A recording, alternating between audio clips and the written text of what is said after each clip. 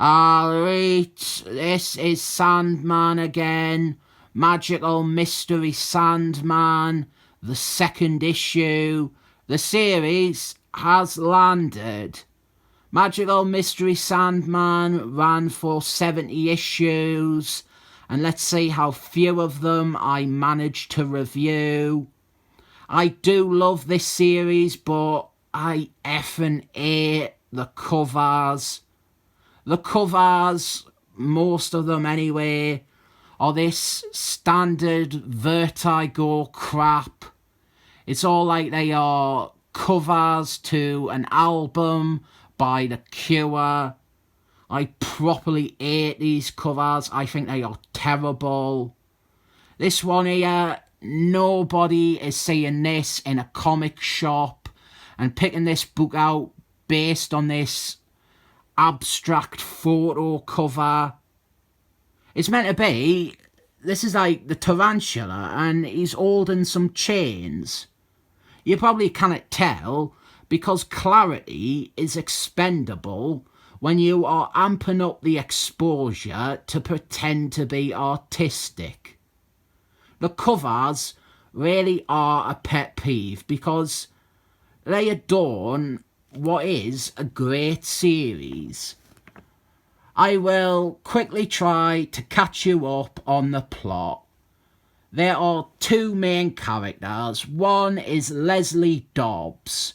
He has inherited his father's industrial enterprises, and he is also the gas mask wearing vigilante known as Sandman. The other character is Diane Mustard, the wealthy daughter of the district attorney, and she is crushing on Wesley Dodds. Her friend was recently kidnapped and maybe murdered by a bad man called the Tarantula. Him there, but you probably can't tell because it's a crap cover. Right now, Diane, she has come face to face with Sandman. She doesn't know that Sandman is Wesley Dodds, and she believes that this must be the serial killer who has taken her friend. Sandman, he ends up fleeing from Diane, and then Diane, she comes out of the toilets and she ends up passing out from the experience. And then when she comes to, she tells a police about how she encountered the kidnapper in the bogs, or what she thinks is the kidnapper anyway. And now she is going to try and identify her friend's body. There was a dead body that showed up at the end of last issue, and it's blooming gruesome. And the corpse is proper mutilated and cut up and stuff. That's the bum there.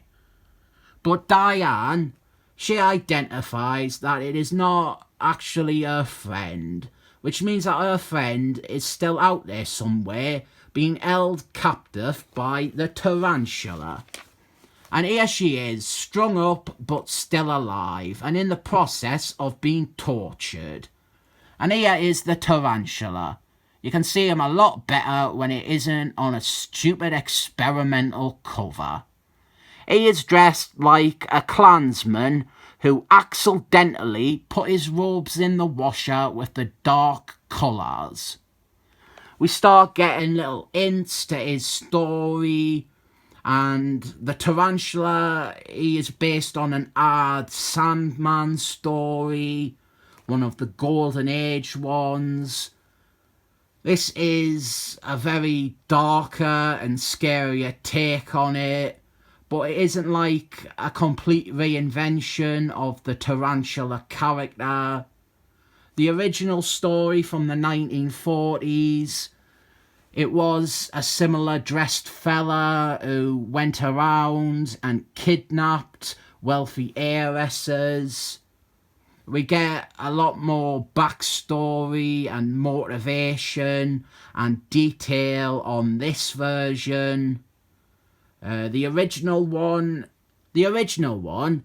I think he was in a Stir-Fry Squadron story, the one with Shadowland. And we find out that the tarantula isn't acting alone.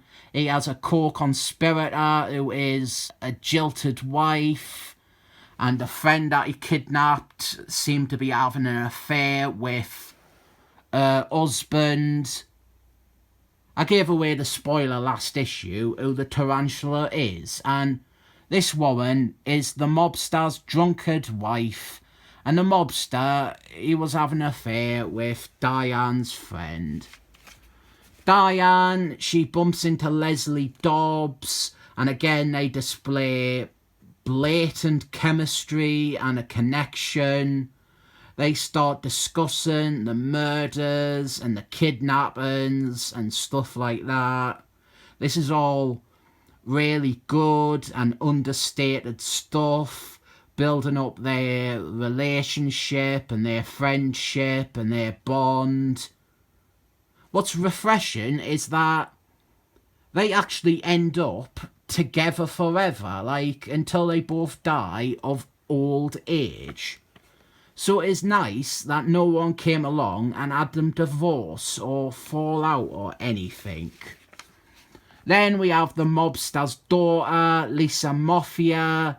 She doesn't know that her brother and her mum are murdering her dad's bits on the side. And there is also a sick and twisted incestual relationship between her and her dad. And there is the brother down there, the tarantula, watching his sister flirt with his dad. This whole family is fucked up. They should just be nuked or something. Incest, rape, murder, organised crime. They have got nowt gannon for them. I think the daughter, she's meant to be sexy, but nowt makes my dick pole shrivel right up like a lass shagging her dad. So Diane is at home and she gets a letter from Leslie because it is the Arden days and letters were still a thing back then.